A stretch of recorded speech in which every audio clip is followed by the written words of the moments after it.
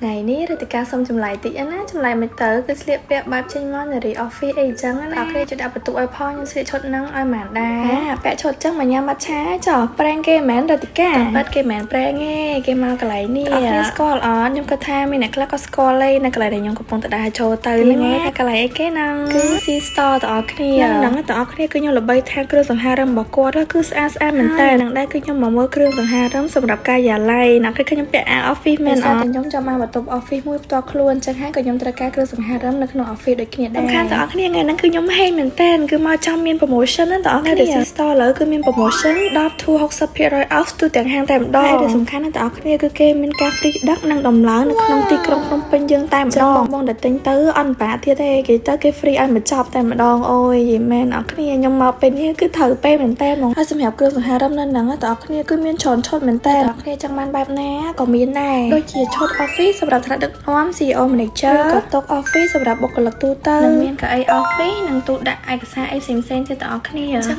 បងប្អូនមកអត់ទាន់ណាតើមាន promotion ណាទាំងអស់គ្នា